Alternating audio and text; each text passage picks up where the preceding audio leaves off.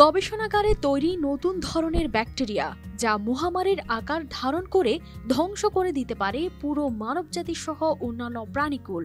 এই ব্যাকটেরিয়া মানুষের রোগ প্রতিরোধ ক্ষমতাকে বিভ্রান্ত করে ফেলতে পারে এবং এটি অন্যান্য জীবজন্তু ও উদ্ভিদের উপরও আক্রমণ চালাতে পারে। পৃথিবী জুড়ে এই ব্যাকটেরিয়া ছড়িয়ে পড়লে হতে পারে বড় ধরনের বিপর্যয়। কিন্তু কি এই ব্যাকটেরিয়া, আর কেনই বা তা এত ভয়ঙ্কর?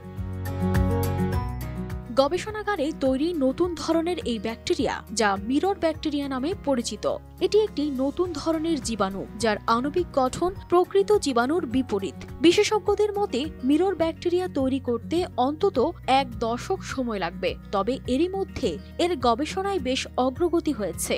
38 জন নোবেল পুরস্কার বিজয়ী এবং বিজ্ঞানী একসঙ্গে এই গবেষণা বন্ধ করার আহ্বান জানিয়েছেন। তারা বলেন এটি সৃষ্টি করা বিপজ্জনক হতে পারে, যা মানবজাতির জন্য এক মারাত্মক হুমকি হয়ে দাঁড়াতে পারে কিংবা মহামারীর আকার ধারণ করে পুরো পৃথিবীকে বিপন্ন করতে পারে।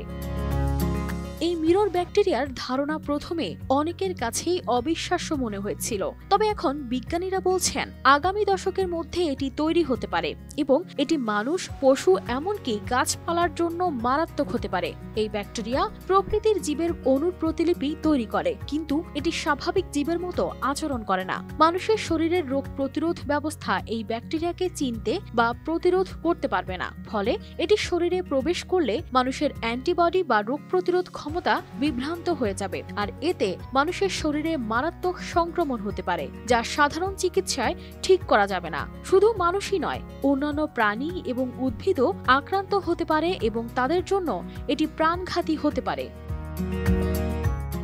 তবে বিজ্ঞানীরা এই বিষয়টি নিয়ে আশাবাদী যে বর্তমানে মিরর ব্যাকটেরিয়া তৈরি করার প্রযুক্তি অনেক দূরে, তবে এর ঝুঁকি যে আমাদের অজান্তেই একদিন বাস্তব হতে পারে তা তাদের আশঙ্কার বিষয়। তাই তারা সতর্ক করছেন, গবেষণার ক্ষেত্রে এই ধরনের প্রকল্পগুলিকে খুবই সতর্কতার সাথে দেখতে হবে, যাতে কোনো অপ্রত্যাশিত বিপদ না ঘটে।